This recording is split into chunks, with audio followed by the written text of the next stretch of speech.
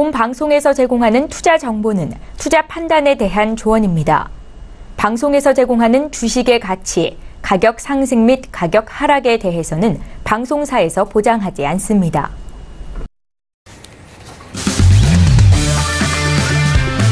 네, 안녕하세요. 해외 선물 신세계 MC 김은혜입니다. 자, 오늘은 수요일장입니다. 평소대로 라면의 수요일장에는 원유재고 발표를 기다려야 하지만 이번 한 주에 대한 부분을 월요일장부터 노동절로 휴장에 들어갔기 때문에 좀 하루씩 밀리는 상황입니다. 오늘은 원유재고 발표가 없다라는 점 다시 한번 좀 고지를 도와드리도록 하겠고요. 일단 시장에 대해서는 계속적으로 미국과 캐나다에 대한 협상 재개, 그리고 미국이 중국에 대해서 또 관세 추가적으로 부과를 하겠다라는 뉴스에 초점이 맞춰져 있는 상황입니다. 거기에 무역 수지에 대한 부분이 적자가 좀 늘어나면서 그 부분에 있어서도 시장이 반응을 하고 있는 상황인데요. 잠시 후에 마스터님과 함께 오늘도 탄탄한 해외 선물 전략 챙겨가 보시길 바라겠습니다. 오늘도 여러분께서 저희 방송 시청하시면서 참여하실 수 있는 방법도 열어놓고 있습니다. 전화와 문자 그리고 유튜브 실시간 채팅방 통해서도 다양한 의견 접수가 가능합니다. 전화 주실 때는요. 서울 전화 02-3153-2611번, 2612번 두 대의 전화가 준비되어 있고요. 문자 보내실 때는 샵 0082번으로 보내주시면 오늘의 마스터님과 함께 여러분들의 상담도 진행하도록 하겠습니다. 자, 그리고 저희 방송은 유튜브로도 실시간 시청 가능합니다. 유튜브 들어오셔서 서울경제TV를 검색을 하시면 바로 실시간 시청과 함께 채팅방 활용도 가능하니까요. 많은 시청 부탁드리도록 하겠습니다. 아울러 저희 방송을 통해서 제공되는 정보는 투자 판단에 대한 조언입니다. 해당 상품의 가치와 순위를 보장하지 않는다는 점 유의해 주시길 바라겠고요. 또한 저희 프로그램은 자본시장 통합법 준수하고 있다는 점까지도 고지 도와드리도록 하겠습니다. 자, 신세계 수요일장의 문을 열었고요. 함께해 주실 출연진분들 먼저 만나보도록 할게요. 먼저 박나경 캐스터 오늘도 함께합니다. 네, 안녕하세요. 박나경입니다. 네, 앞에 프로그램에서 이 증시 개장 소식을 전달을 드리다 보니까, 이제 신세계에서도 좀 주목되는 내용들이 있는 것 같습니다. 네, 오늘 미국과 캐나다가 무역 협정을 좀 재개하면서 한번 타결이 된 만큼 좀 우려감이 아무래도 지수를 좀 하방 압력으로 몰아넣었다라고 합니다. 네, 그래서 하락 출발했고요. 또 오늘 또 다양한 이슈들이 들어와 있습니다. 중국 이야기들뿐만 아니라 또 신흥국의 통화 이야기들, 또 그 외에 좀 흥미로운 트위터 관련된 이야기들도 들어와 있는데요. 잠시 후 1시간 동안 이슈별로 그리고 또 실시간 소식들로 여러분들과 함께하도록 하겠습니다. 네, 오늘도 박나영 캐스터 통해서 들려드릴 외신 소식도 기대 많이 해주시길 바라겠습니다. 자, 그러면 수요일장 신세계 함께해 주실 마스터님 만날 시간인데요. 오늘 함께할 마스터를 먼저 영상을 통해서 만나보시죠.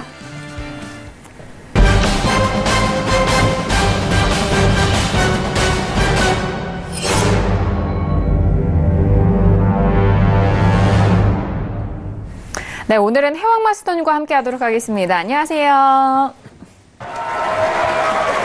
네, 인사 말씀 좀 부탁드릴게요. 안녕하세요. 네. 해양입니다. 아까 톡스타에 이어서 조금 이제 방송을 이어가게 됐는데, 잠시만요. 나스닥 지수가 지금 많이 내려가고 있어요. 예, 지금 매도 추세를 조금 이어가고 있다는 점에서 조금 판단을 드리고 싶은데, 어쨌든 간에 무역 협상 타결이라는 문제 자체는 데일리로 굉장한 이슈거리긴 하지만은 앞으로 장기적인 관점이라든가 어떤 설명이 있어서 여러분들한테 오늘 좋은 시간이 되도록 노력하겠습니다. 잘 설명할게요. 잘 부탁드리겠습니다. 네, 알겠습니다. 오늘 해영 마스터님과 함께 이어가 보도록 하겠습니다. 현재 시각은 11시 3분으로 오늘 뉴욕 증시가 개장이 된 지 33분 정도 지나간 상황입니다. 자, 먼저 현재 시장 흐름 살펴드리고요. 계속해서 전략 세워보도록 하겠습니다. 지금 현재 시세 보시죠. 네, 먼저 지수부터 살펴보도록 하죠. S&P 500 지수 오늘 3대 지수 모두 하락으로 출발한 가운데 전일장에 이어서 오늘장도 추가적으로 하락합니다. 현재 2887.50포인트로 0.39% 하락세 보여주고 있고요. 자, 그리고 나스닥이 좀 강하게 좀 하락을 하고 있습니다. 급락하고 있는 가운데 1% 넘는 급락 이어가고 있고요. 7,547.50포인트 선으로 1.24% 하락세입니다. 자, 그리고 유로FX 같은 경우에는 전일장 일봉상으로 아랫거리로 좀 지지를 받았고 현재 구간에서는 1.16달러 회복이 되면서 1.16250달러 선인 0.27% 상승세 보여주고 있습니다. 자, 그리고 골드도 함께 보실까요? 자, 전일장 같은 경우에는 종가가 1,200달러를 좀 이탈을 한 상황이었고 1,197달러에서 마무리가 됐습니다. 현재는 소폭 올라오면서 1,201.9달러 선으로 0.40% 상승세 보여주고 있고요.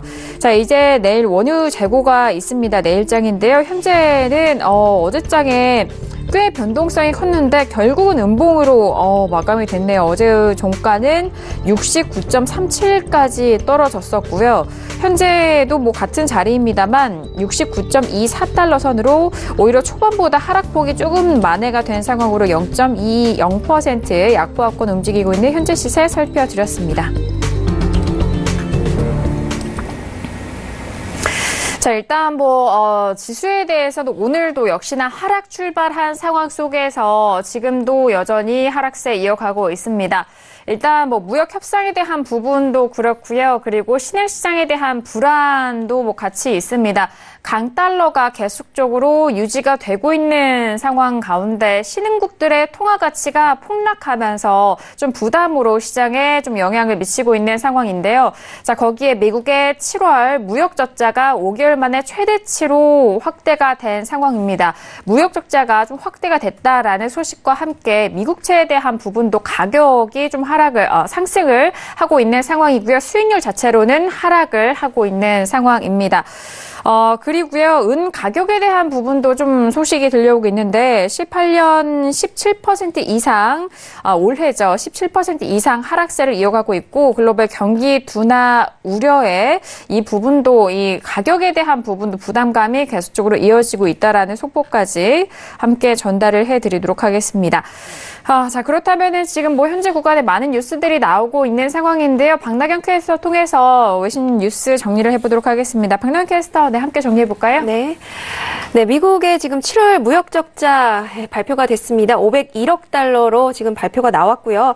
지금 2월 이후에 지금 최대치를 나타냈습니다. 사실 이제 애널리스트의 전망치는 503억 달러였는데요. 7월 수출은 전월 대비 1.0% 줄었지만 수입은 전월 대비 0.9% 늘어난 상황입니다.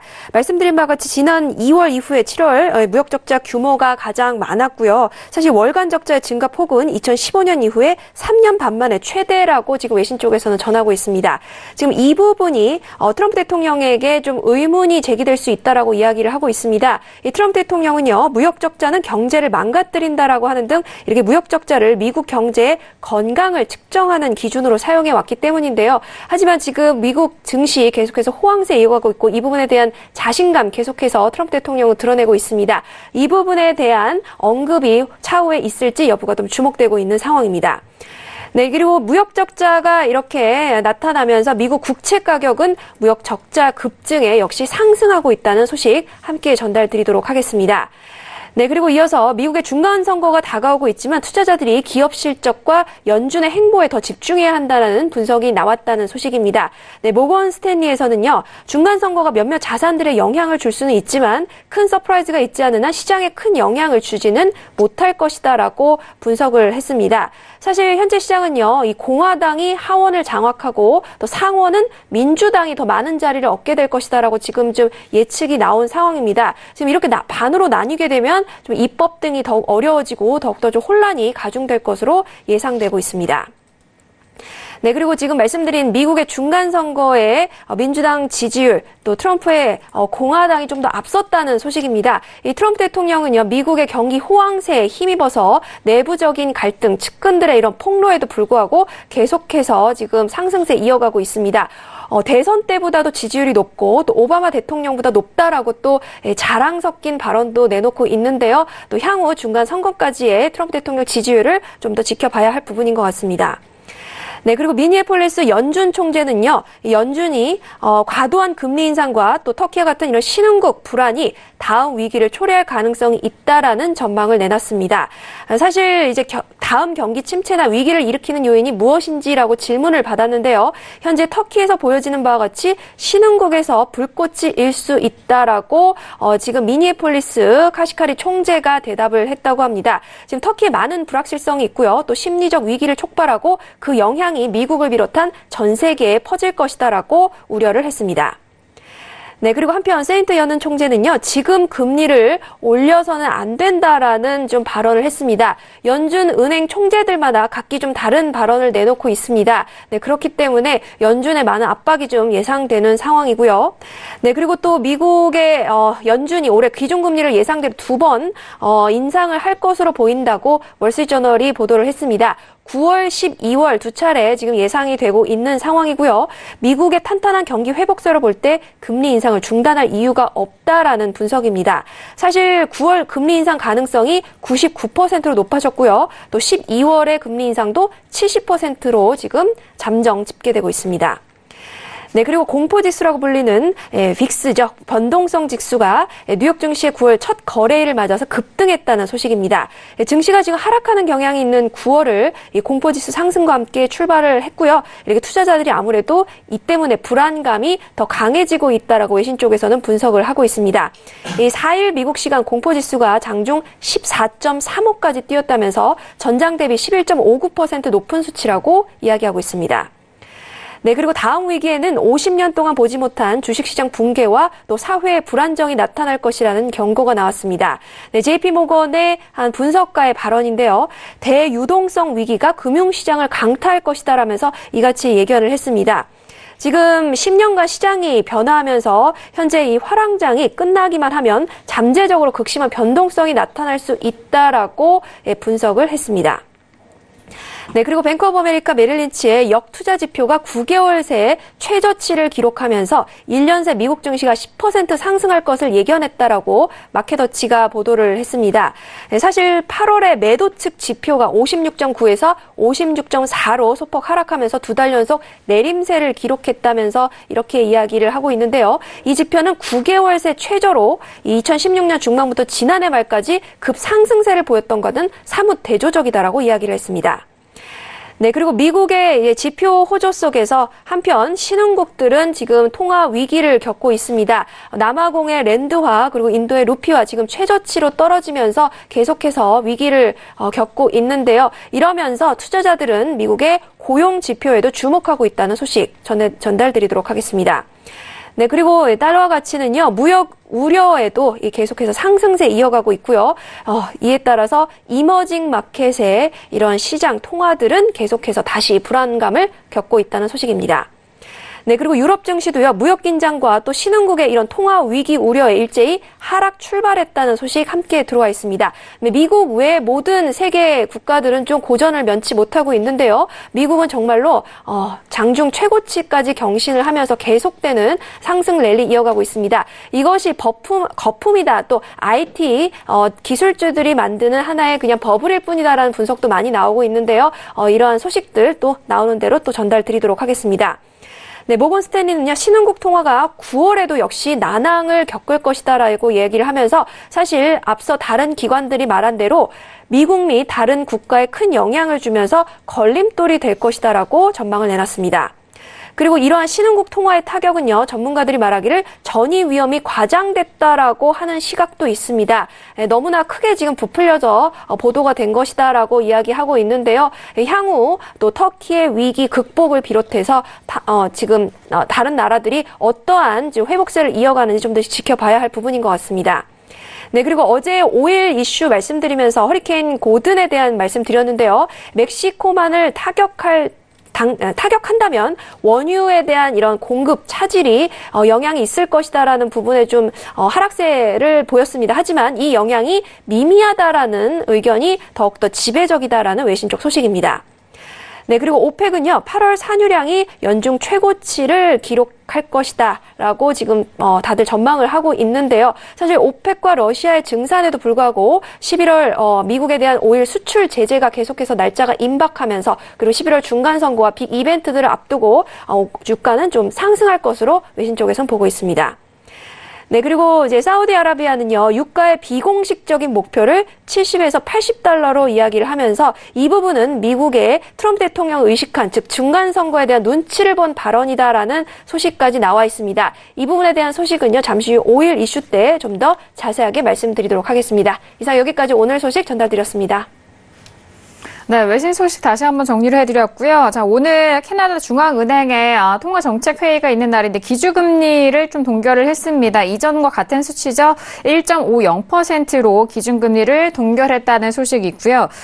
그리고 블라드 총재죠. 세인트 연은 총재가 연준 기준금리를 이미 좀 정상화되어 있다라는 연설을 하고 있습니다. 오늘 10시 20분 현재 국내 시간입니다. 한국 시간으로 10시 20분에 지금 연설을 진행을 했는데 뭐 이전과 같은 스탠스로 뭐 발언을 하는 것 같아요. 연준 기준금리가 이미 정상화되어 있다라는 이 말뜻은 앞으로 기준금리를 더 올리지 않아도 된다, 인상하지 않아도 된다라는 기존 기조를 같이 좀 이어가는 것 같습니다. 자, 그리고 트럼프 대통령은 소셜 미디어 기업들이 이미 중간 선거에 좀 개입을 했다라는 그런 발언을 한 것으로 보입니다. 일단 좀 심기가 좀 불편하다라는 그런 뜻인 것도 같아요. 자, 이렇게 세 가지 속보 다시 한번 좀 전달을 도와드렸습니다. 자, 그렇다면 오늘 해왕 맞선님과는 어떤 이슈를 다뤄볼까요? 오늘의 이슈들 먼저 화면 통해서 확인합니다. 네, 오늘 앞서스 이슈 토크입니다. 먼저 첫 번째 이슈는 S&P 500 9월물입니다. 미국과 중국 그리고 미국과 캐나다의 무역 긴장이 재고조가 되고 있는 가운데 전일장에 이어서 현재 부근도 하락하고 있는 상황입니다. 지수에 대해서 첫 번째 이슈로 점검을 하겠고요. 자, 그리고 두 번째 이슈는 오일입니다. 10월물이고요. 오일에 대한 부분은 허리케인 고든의 영향에 급등 후 하락한 어제장의 모습이었습니다. 자, 일단 재고를 내일장 대기를 하고 있는 상황인데 현재 68.84달러 선에서 거래가 되고 있는 오일 두 가지 이슈로 점검해드리도록 하겠습니다. 네, 오늘도 이렇게 두 가지 이슈 점검을 하겠는데요. 첫 번째 이슈인 지수부터 먼저 살펴보도록 하겠습니다.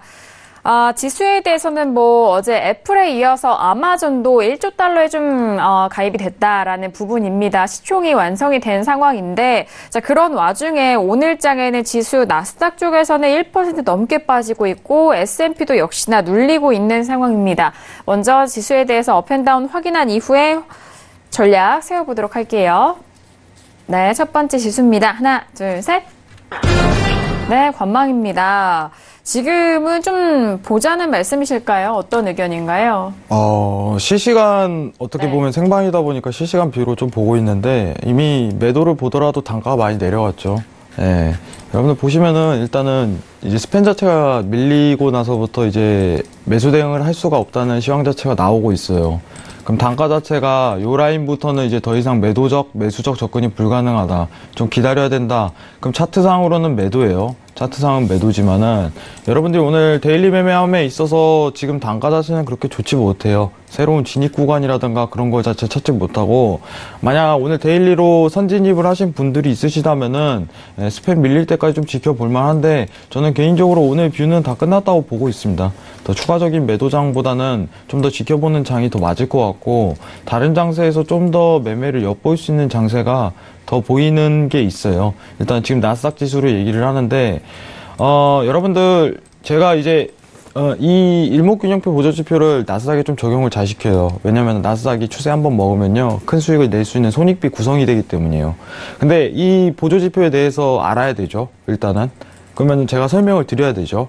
그러면 여러분들도 이게 어떻게 쓰는 거고 어떤 상황일 때 굉장히 유용하게 작용이 될 수 있는지 이거에 대해서 판단을 내릴 줄 아셔야 됩니다. 단순히 자기가 시황적 판단을 못 하더라도 굉장히 좋은 보조지표라든가 수단이 될 수 있어요, 여러분들. 그러면은 이 일목균형표를 만든, 어떻게 보면 일목산이라는 저자 자체가 어떤 식으로 이거를 설명을 했는지에 대해서 제가 좀 자세하게 설명을 드리는데, 오늘 이제 신세계 방송 시간 내는 조금 설명하기가 시간이 빠듯하고 톡스타를 통해서 내일 모방을 좀 하도록 하겠습니다. 이 부분 염두하시고, 개인적으로 이제 차트상으로 보면 일목균형표 하단에 있기 때문에 매도적 위치 판단이 굉장히 좋다고 생각하지만은 이제 미장 개장과 동시에 이제 매도 추세를 이어가고 있는 장면이에요. 여러분들 보시면 아시겠지만은 기준선 스팬 자리를 다 막고 내려온 자리이기 때문에 이 자리에서는 밀릴 가능성이 굉장히 크다는 부분을 시사하는 거고, 만약에 좋은 단가에서 위에서 잡으셨던 분들이라면은 스팬이 밀리기 전까지 330틱 기준입니다. 조금 볼 수 있다. 이 정도만 엿볼 수 있을 것 같아요. 하지만 여기서 추가적인 진입자리라든가 새로운 진입자리 자체를 찾는 거는 굉장히 리스크가 굉장히 크다. 이 정도만 염두에 두시면 될 것 같아요. 그래서 저는 지금 현 상황 포지션으로 관망이 더 맞다. 이렇게 좀 표현을 하도록 하겠습니다. 이상입니다. 알겠습니다. 지금 현재 상황을 좀 다시 한번 좀 분석을 해주신 것 같은데 관망에 대한 의견으로 좀 풀이를 해봤습니다. 질문이 들어왔어요. 문자로 주신 질문인데 끝자리 3016님의 질문입니다. 나스닥 선물 중기 매도 시점이 궁금합니다. 라고 중기적인 관점 좀 길게 보실 분인 것 같은데요. 오늘 뭐 데일리 매매뿐만 아니라 일단 좀 중기적 관점에 대한 포지션을 궁금해 하시는데요. 마스터님은 어떻게 보세요? 일봉을 좀 봐야 돼요. 일단 일봉을 좀 보겠습니다. 그러면은 선생님께서 만약에 이제 질문자께서 만약에 보고 싶으시다면은 자 보시면은 이제 중기적 포지션은 만약에 매도를 노릴만 했죠. 예, 이제 기준선 자리에서 한번 노려보겠다 이러는데 이제 중기 포지션 자체는 손절 자체가 굉장히 커야 돼요. 저는 개인적으로 장기가 한번 올 것 같아요. 어디로? 매수로. 개인적인 의견입니다. 매수로 한번 올 것 같아요. 어디서 오냐? 예, 스팬 하단입니다. 지금 많이 내려가야 돼요. 사실 많이 내려가야 되는데 지금 보시는 제가 지지 라인을 2개를 그렸는데 이 지지 자체가 일단 밀릴 가능성이 시사가 돼요. 왜냐면 워낙 기준선을 맞은 위치값이라 기준선이 시사가 되는데 여러분들이 만약에 중기적인 포지션 한번 보고 싶다면은 추천은 제가 하나 드릴게요. 추천을 드리는데 손절 라인도 좀 정확하게 찝어드리도록 하겠습니다. 만약에 중기적으로 매도 포지션 한번 보고 싶다면은 가장 좋은 위치값 자체는 7620 위치값입니다. 7620 중기예요. 오늘 자리는 안 온다는 뜻이에요. 내일이든 내일 모레든 그 자리 오면 한번 노릴만하다. 그리고 고가를 잡고 가야겠죠. 중기라는 거 자체라든가 장기라는 거 자체가 이게 표현이 기준이 애매하기 때문에 좀 설명드리고 싶긴 한데 그러면은 여러분들이 어떤 상황 자체를 노려야 되냐면은 이런 거 노려야 돼요. 이런 거. 추세를 타고 가는구나. 그죠? 그러면은 다음번에 한번 내가 조금 이게 추세 자체가 형성될 가능성이 굉장히 크다 이렇게 좀 엿보고 있다면은 개인적으로 기준선 위치값에서 또 보는 게 좋겠죠. 저는 이제 전일부로 이제 매수적 포지션 자체는 완전 종결입니다. 근데 지금 시장 상황을 좀 설명드려야 되는데 만약에 조금 시간적 여유가 되신다면은 저는 개인적으로 이 자리 지지 밀리면은 이 지지 라인에 좀 접근을 하게 되면은 여기서 한번 매수 보시는 거 좀 권고드리고 싶어요. 사실 좋은 위치값이라고 좀 판단이 들어요. 좋은 위치값이라고 좀 판단 드려요. 이 사이에서 매도 장세가 좀 많이 이어질 수가 있어요. 그렇기 때문에 오늘 단가 자체는 사실 굉장히 좀 무리예요. 근데 여러분들이 아셔야 될 게 뭐냐면은 제가 이거 일목균형표를 괜히 보는 게 아니라 이게 추세를 먹으면 손익비 구성을 확실하게 할 수 있어요. 손익비 구성, 손절을 딱 정할 수 있고 익절도 딱 정할 수 있고 그렇게 활용하기 굉장히 보조지표예요. 그죠? 이거는 제가 이제 톡스타 무방할 때 내일 좀 설명을 드릴 건데 굉장히 긴 내용이라 그러면은 내가 만약에 지금 포지션에서 야 오늘 하방을 좀 더 갈 수 있겠다 이렇게 판단이 들면은 이 지지가 밀릴 때까지 보는 거예요. 좋은 단가 올라올 때까지 잡고. 그죠? 근데 지금 평단 자체가 굉장히 안 좋다는 소리예요. 제가 진입을 하지 말라는 거는. 상당히 안 좋아요. 리스크가 있다는 점에서 손절이 쉽게 나갈 가능성이 굉장히 크다. 그죠? 근데 오늘 시황 자체는 일단은 민주당 압승 자체를 조금 지켜볼 필요는 있는데 선거를 앞두고 민주당이 압승을 한다는 건 지수를 끌어내리기에는 조금 좋은 시황 같아요. 미중무역 타결 뭐 이런 부분도 굉장히 조금 매도적으로 갈 수 있는 시황이고 금리 부분 관련해 갖고는 사실 이제 나스닥 지수랑 연동을 좀 안 시키는 편이에요. 그렇기 때문에 좀 그렇고 일단은 포지션을 지금 못 보이신 분들은 조금 지켜보셔도 될 것 같아요. 내일이나 내일 모레 이제 기준선 위치값에서 한번 더 온다든가 이런 걸 한번 노리는 게 오히려 좀 더 적절하지 않을까 이런 생각을 좀 가지고 있어요. 근데 기본적으로 이제 제가 설명하는 부분이 어떤 내용인지 아시려면은 일목균형표를 좀 알아야 돼요. 일목균형표를. 그렇기 때문에 좀 내일 이 보조지표에 대해서 여러분들한테 좀 자세하게 설명을 드릴 생각입니다. 자세하게. 계약수라든가 자기가 가지고 있는 증거금 대비 어떤 계약수를 꾸려야 될지, 어떻게 운영을 해야 되는지. 그죠? 그리고 사실 이제 해외 선물이라는 것 자체가 데일리 매매 자체가 좀 적용이 힘들어요. 중기적 포지션을 좀 언급을 드렸는데 굉장히 좋은 습관이라고 조금 생각을 합니다. 근데 지금은 이미 단가가 많이 내려가 있기 때문에 만약 매도적 포지션을 차트상은 매도예요. 네, 차트상은 매도입니다. 매도적 포지션을 고려하신다면은 개인적으로 지지라인까지 한 번 더 끌어올린 다음에 매도를 보는 게 좀 적절하지 않을까 이 생각을 가지고 있습니다. 지금 라인상으로는 이제 7625.00 이 라인까지 한 번 더 끌어올려야 되는데, 사실 지금 강한 매도세가 이어지기 때문에 끌어올릴지가 의문이긴 해요. 하지만 평단가가 좋지 못하면 버티기도 그만큼 힘들어요. 왜냐면 이제 질문하신 분들이 얼마의 증거금을 가지고 얼만큼 손절을 걸 수 있는 범위 라인 자체가 있는지 제가 파악을 못하기 때문에 이제 답변은 못 드려요. 하지만 손절가라든가 진입가 자체는 좋은 평단가에서 잡는 게 굉장히 유리하다고 좀 보여드리고 싶어요. 근데 지금 상황은 좋은 평단가를 지기에는 조금 놓쳤다. 이 부분만 좀 언급을 드리고 싶고, 내일이나 내일 모레 반등이 온다면 차라리 그때 한번 노리시는 게 좀 더 적절할 것 같아요. 그러면 일목균형표를 먼저 알아야 되는데 그거에 대한 강의를 내일 좀 진행을 하도록 할게요. 그게 좀 더 맞는 것 같아요. 이게 어떤 지표고 어떻게 쓰는지 알아야지 제가 설명을 할 때 이 타이밍에서 왜 잡으려는 이유가 있구나, 이런 이해가 접근이 가능하기 때문에 내일 톱스타를 통해서 좀 무방을 진행하도록 하겠습니다. 많은 참여 바라겠습니다. 일단은 지금 매도적 포지션 자체는 일단은 개인적으로는 스팬까지 좀 끌어올려야 돼요. 네, 스팬까지 좀 끌어올려야 된다는 점, 이 점을 좀 염두를 하겠습니다. 오늘 시황 자체가 조금 세긴 해요. 개인적으로 오늘 시황 자체가 굉장히 세긴 한데, 오늘 좀 무포적인 포지션을 보는 이유는 이 구간 자체가 랠리를 좀 이어갈 가능성도 굉장히 시사되기 때문이에요. 왜냐면 앞으로 시황 자체가 저는 개인적으로 고가갱신이 한 번 더 가능하다고 봐요.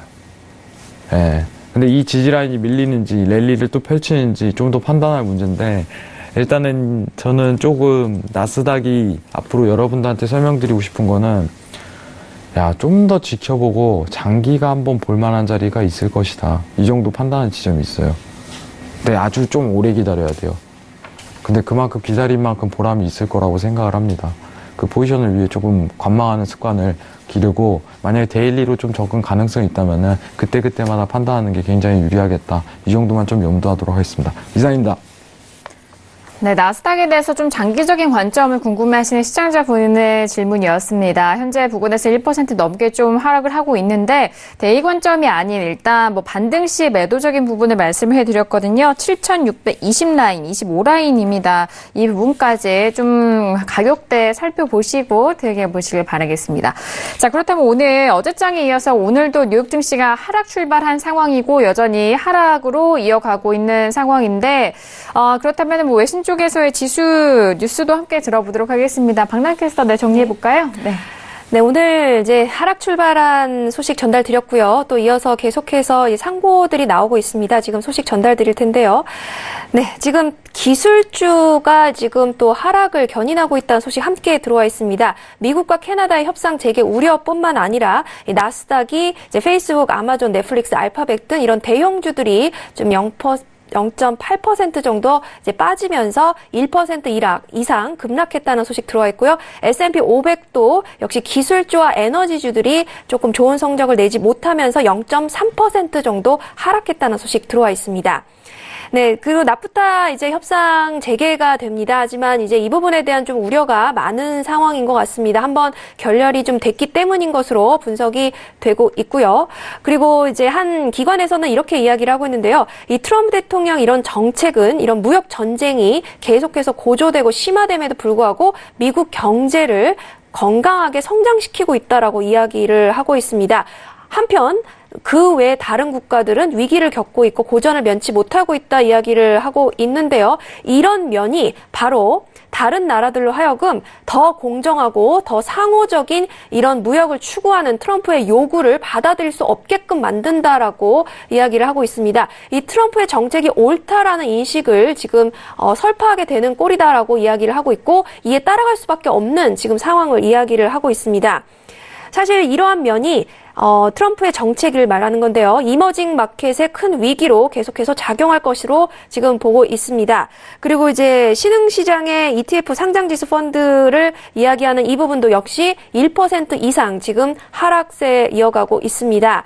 사실 이제 이머징 마켓은요, 연준의 금리 인상과 그리고 강달러, 그리고 트럼프의 보호 무역주의가 계속해서 큰 영향으로 다가올 것이다라고 이야기를 하고 있습니다. 그리고 미국과 중국이 관세를 정말 부과하는 부과하느냐, 나눠서 부과하느냐, 어떤 식으로 전개하느냐가 굉장히 중요하다라는 기관 쪽의 발언도 함께 전달을 도와드리고요. 지금 2천억 달러 관세를 부과를 하느냐 마느냐 아직은 좀 불확실한 상황이고요. 또 나눠서 부과를 할 수 있다고도 합니다. 네, 그렇기 때문에 좀 더 지켜봐야 할 부분인 것 같고요. 오늘은 이제 또 7월에 무역 적자 501억 달러 발표가 됐습니다. 2월 이후 최대인데요. 사실 트럼프 대통령은 이 무역 적자에 상당히 민감하게 반응을 하고 있습니다. 무역 적자가 곧 경제 성장이다라고 이야기를 하고 있는 만큼 이렇게 적자가 나타난 상황인데 이 부분에서 또 어떤 이야기를 내놓을지가 좀 주목이 되고 있고요. 네, 그리고 아마존이 애플에 이어서 시총 1조 달러를 돌파했다는 소식 오늘 많이들 보셨으리라 생각이 듭니다. 한편 이제 뭐 애플에 비해서는 뛰어서 도달했다라고 말할 정도로 21년 만에 도달을 했습니다. 그렇기 때문에 38년 만에 도달한 애플에 비해서 굉장히 빠른 속도고요. 내년은 이 애플을 좀 앞지를 것으로 지금 예상이 되고 있습니다. 그렇기 때문에 2조를 곧 돌파할 것이다 라는 이야기 외신 쪽에서도 많이 나오고 있고요. 하지만 또 한편으로는 이것이 거품일 수 있다라는 외신 쪽의 의견도 많이 있습니다. IT 거품이다라는 이야기를 하고 있는데요. 사실 좀 경계감을 오히려 더 높여야 한다라는 이야기를 하고 있습니다. 그래서 모건 스탠리는요, 미국 증시 비중을 줄이라고 지금 권고를 내놓은 상황이기 때문에 앞으로 지금 미국 증시가 세계 나라들과 위험 자산과 지나치게 지금 격차가 벌어진 데다가 실적 성장세가 절정에 이르고 있다라는 점을 지적을 하면서 그 이유를 들었습니다. 그렇기 때문에 이 부분이 조금 더 좀 불안감을 좀 증대시키는 것이 아니냐라는 이야기고요. 한편 이제 중국이 아프리카에 67조 원 지원 계획을 발표를 했습니다. 이 부분에 대해서 지금 중국 국민들의 지금 반대 여론이 상당합니다. SNS에서 비판을 하고요. 이 중국 당국은 이 비판글을 지우고 또 지지글을 올리는 이런 전쟁을 벌이고 있습니다. 지금 중국도 지금 무역 전쟁 때문에 어려운 상황인데 그럴 여력이 있느냐라는 것이 핵심 포인트고요. 이 부분에 대해서 사실 시진핑이 어떠한 지금 계산으로 이런 지원책을 발표를 했는지가 주목이 되고 있는데 한편 외신 쪽에서는 이 부분에 대해서 굉장히 좀 경고를 하고 있는 부분도 있습니다. 비판인데요. 채무 함정이라는 표현을 썼습니다. 이 부분은 바로 중국이 상환할 능력이 없는 아프리카나 이런 신흥국 시장들을 도와주면서 계속해서 그 부분에 좀 지배력을 확대해 나가고 있다라는 분석입니다. 그렇기 때문에 채무 함정 외교라는 프랑스와 미국 등 이런 유럽에서 계속해서 비판을 내놓고 있는데요. 채무를 이용해서 전략 목표를 실현하려 한다라고 이야기를 하고 있습니다. 과거 10년 동안 상환이 불가능한 국가에 수천억 달러의 차관을 제공하고 이에 따라 영향력을 행사해 왔다라고 이야기를 하고 있는데요. 예를 들어 스리랑카에 지금 이제 빚을 갚지 못했습니다. 스리랑카가. 그러면서 항구 운영권을 99년간 지금 중국에 넘겨준 상황입니다. 이런 식으로 식민지화하고 있다라는 여러 가지 이야기를 나오고 있고요. 그렇기 때문에 트럼프의 지금 이런 역시 시진핑을 지금 비난하고 있지만 시진핑은 이에 대해서는 부인을 하고 있는 상황입니다. 향후 지금 미국과 중국의 무역 전쟁에 이 부분이 이제 아프리카로 확대되는 것이 아니냐라는 우려까지 나오고 있다는 외신 소식까지 전달드리도록 하겠습니다.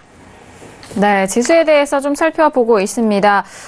특히나 나스닥이 꽤 많이 빠지고 있는 국면이어서 많은 분들 또 주식시장을 바라보실 텐데 지금 나스닥이 속해 있는 종목 보니까요. 페이스북을 비롯해서 애플 그리고 마이크로소프트, 뭐 인텔, 뭐 굵직한 기업들이죠. 뭐 테슬라 모터스 뭐 거의 3%, 뭐 1% 이상의 지금 현재 하락세 보여주고 있는 상황입니다. 이베이 역시도 2%가 좀 넘게 빠지고 있는 흐름 속에서 나스닥에 속해 있는 기업들의 현재 흐름을 보니까 거의 또 파란불로 나오고 있는 상황이네요. 자, 질문 함께 좀 이어가 보도록 하겠습니다. 문자 질문이고요. 끝자리 7442님입니다. 미국이 중국에 2천억 관세 부과 시 미 증시는 급락할까요? 라고 질문을 주셨는데요. 맞서님 일단 뭐 앞서서도 트럼프 대통령이 무역 적자가 확대된 거에 대해서 좀 예민하다라고 했는데 트럼프 대통령이 이렇게 관세를 부과한 것이 적자를 좀 줄이기 위해서의 그런 부분이었잖아요. 그죠. 네, 어떻게 생각하실까요? 자, 일단은 좀 설명드릴게요. 일단은 자, 질문의 기준 자체가 굉장히 어려워요. 급락이라는 기준 자체를 설명을 저한테 잘 해주셔야 돼요. 자, 여러분들 급락이라는 기준이 자체가 애매모호한 거예요. 여러분들 지금 보시면 아시다시피 올 한 해 계속적으로 올랐죠. 어쨌든 간에 유동성 확대되고. 그죠? 그러면 지금 오늘 지수가 다운됐다고 원웨이장으로 굉장히 흐른다고 해서 지금 자체부터 급락된다는 상황 자체는 아직 모멘텀이 나오질 않는 여건이에요. 어떤 기준 자체가 형성이 돼야지 그때부터 판단해야 될 문제인데, 그죠? 앞으로 지수가 완전히 파동을 치기 위한 조건 자체는 이거 자체까지 완전히 다 무너져야 돼요. 여러분들 이게 굉장히 기준이 애매합니다. 잘 보세요. 여러분들 10년간 제대로 파악하고 계셔야 되는데 10년간 나스닥 지수가 어떻게 올랐는지 한번 판단을 해보세요. 나스닥 지수가 어떻게 되는지. 지금 정확하게 700%, 800% 올랐어요. 이렇게 올랐어요. 이게 리먼 브라더스 사태 때 떨어진 거예요. 여러분들 이것만 좀 언급드릴게요. 만약에 여러분들이 10년에 한번 오는 그 기회 자체를 잡고자 한다면은 한참 기다려야 돼요. 어떤 기회를 잡으려면 한 10년에 한번 네. 주가가 급락이 온다는 지금 굉장하게 시그널을 내보낸다 이런 소리가 굉장히 많은데 포지션을 그거를 기회를 모토로 삼는다면은 미 증시 자체가 엄청나게 폭락할 걸 예상, 반토막이 날 거 예상하고 나는 매도를 잡겠다. 아직 아니라는 거예요. 근데 제가 일단 설명드릴 부분은 뭐냐면은 올해 미 증시가 이제 관세가 이미 첫 번째로 부과된 거예요. 그게 기준입니다. 그리고 추가 관세가 지금 이어진 지점이에요. 단순 유동성 랠리일 가능성도 굉장히 열린다는 거예요.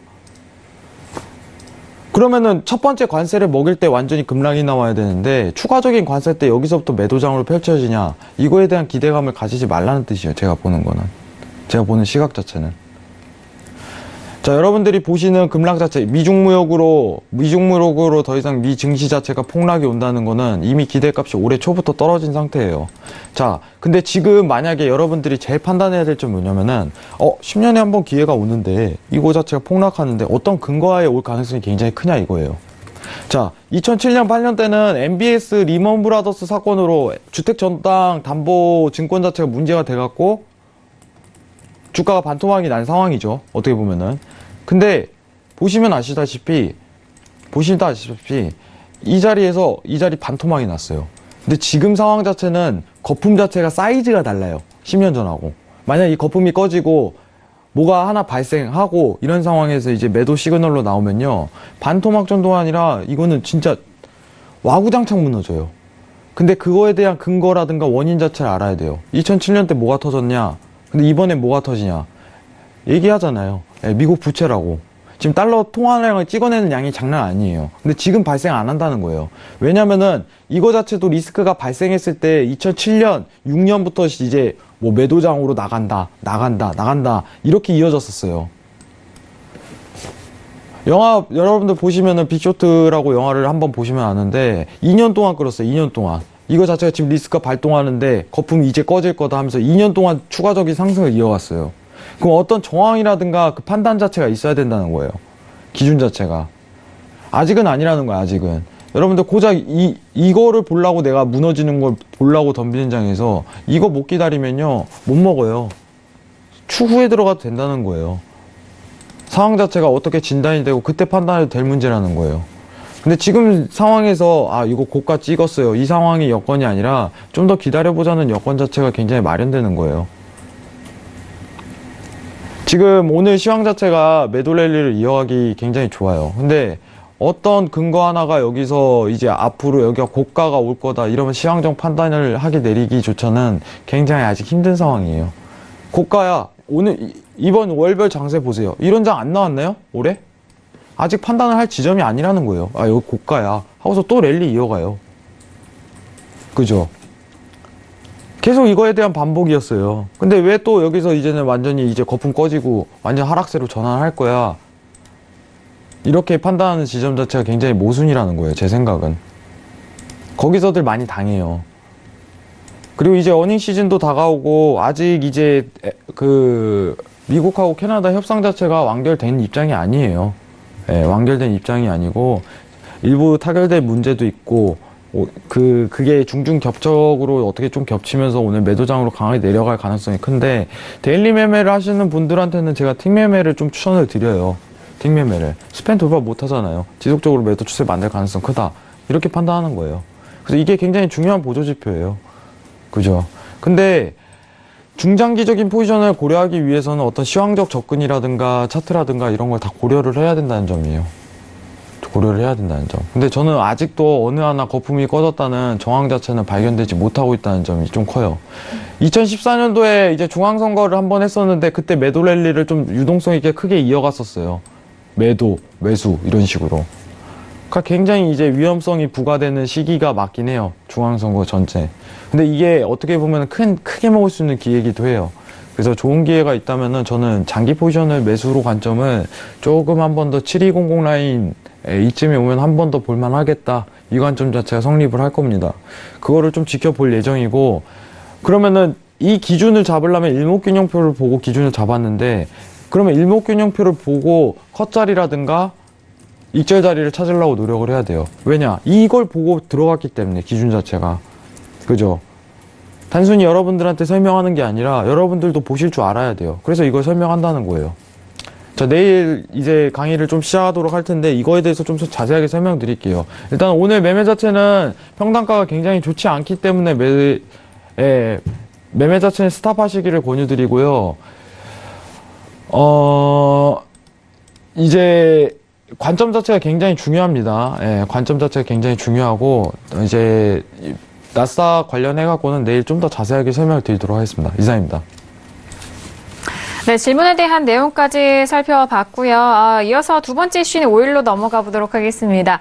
자, 오일 같은 경우에는 지금 지수 재고 발표가 이제 내일 있을 예정인데요. 지금 가격이 68.65입니다. 1% 이제 또 회복이 조금씩 되고 있는데요. 마스터님의 업앤다운 의견 확인해 보도록 하겠습니다. 하나, 둘, 셋.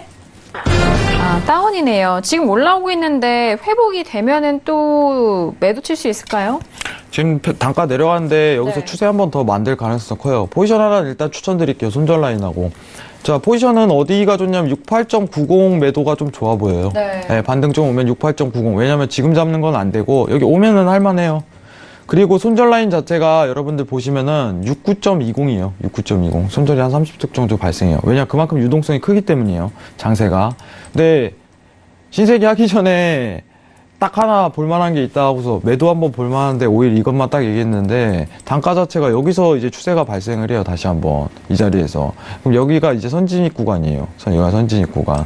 근데 지금 자리에서는 여기 보시면은 이 차트상으로 봤을 때는 여기서 추세가 이어진다 가정했을 때 첫 번째 포지션 자체가 69.00이고 다시 한번 볼만하면은 68.90이에요.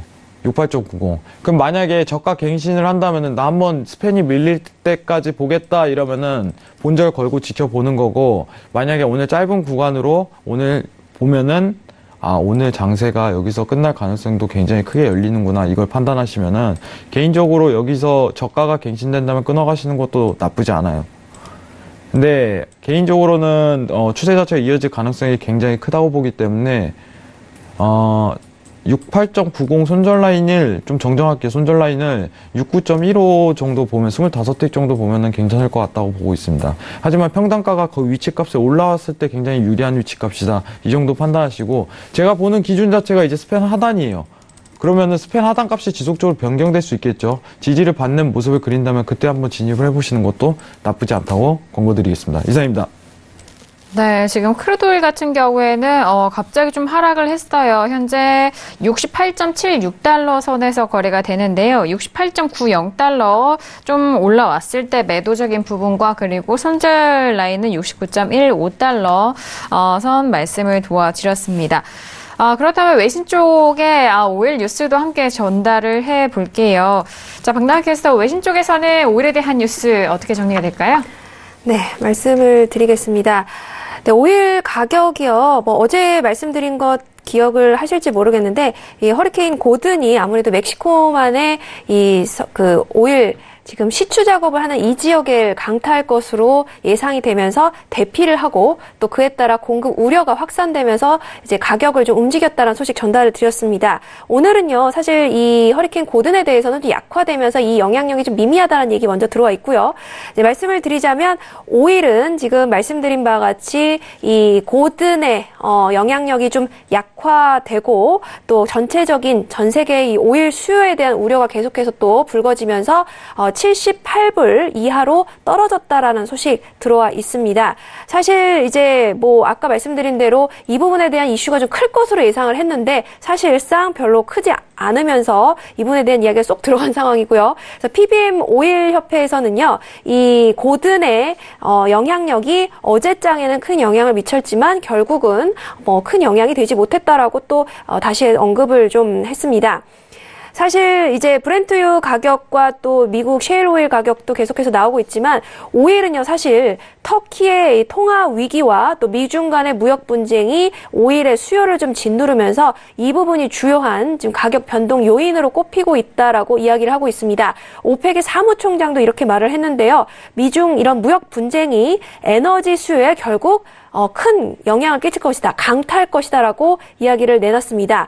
터키의 이런 통화 위기가 전 세계적으로 지금 확산이 되면서 결국 오일 수요에도 큰 영향을 미칠 것이다라고 인터팩스 에너지에서도 또 비슷한 발언을 내놨고요. 이 트럼프의 추가 관세 부과 여부가 계속해서 주목을 받고 있다, 큰 오일 시장에 영향을 미칠 것이다라고 이야기도 덧붙였습니다.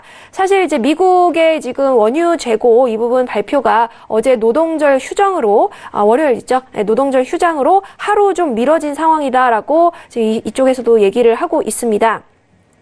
네, 그렇기 때문에 이제 미국의 근데 지금 이란에 대한 오일 제재 부분이 이미 지금 효과를 발휘해서 이란은 타격을 받고 있다라는 외신 쪽 분석입니다. 하루 150만 배럴 지금 영향을 받고 있다라고 이야기를 하고 있는데 오한다 측의 이야기입니다. 사실 이란 제재에 대한 영향력이 계속해서 가중될 것으로 외신 쪽에서는 보고 있습니다. 11월 4일 그리고 11월 6일은 중간선거입니다. 이 전까지 아마 트럼프 대통령이 좀 더 박차를 가하지 않을까라는 외신 전망 소식까지 전달드리도록 하겠습니다.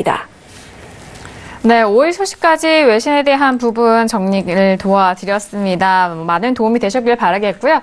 자, 오늘 해왕마스터님과 함께 했는데 해왕마스터님 오늘 장 어떠셨을까요? 오늘 굉장히 어려웠을 거라고 봐요. 근데 일목균형표만 잘 활용했다면은 여러분들한테 조금 단기적으로 수익을 낼 수 있을 만한 장이라고 판단하는데 내일 톡스타에서 무방을 한번 하도록 할게요. 여러분들한테 조금 기본적인 보조지표를 보고 확인할 수 있는 법이라든가 어떤 판단을 내릴 수 있는 중요한 잣대가 될 거라고 생각을 합니다.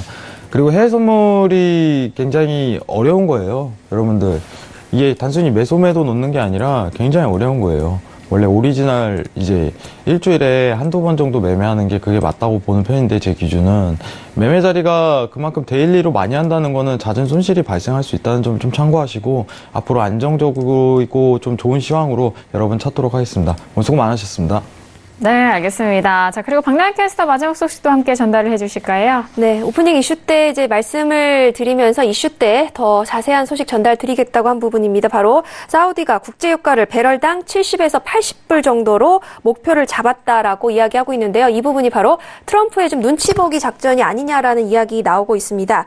사실 11월 중간선거까지는 유가 상승 원치 않는 트럼프 대통령의 좀 입장을 절충한 이 전략으로 지금 풀이되고 있다라고 외신 쪽에서는 이야기를 하고 있는데요. 미국의 심기를 거슬리지 않는 선에서 유가를 좀 끌어올리겠다라는 전략을 취하고 있다라는 분석입니다. 사실 사우디는요, 이 아람코의 IPO 계획을 발표한 이후에 이 아람코 몸값을 높이기 위해서 계속해서 국제유가를 최대한 끌어올리기 위해서 노력을 해왔습니다. 하지만 이 자꾸 미국과 부딪히면서 여러 가지 상황이 좀 악화되면서 중간 선거까지는 좀 심기를 건드리지 말자라는 전략으로 보인다고 외신 쪽에서는 분석을 하고 있습니다.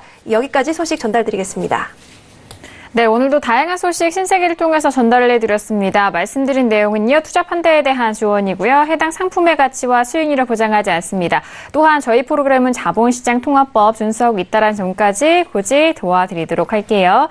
자, 오늘 저희가 준비한 소식과 내용은 여기까지고요. 저희는 내일 이 시간 11시 다시 돌아오도록 하겠습니다. 감사합니다.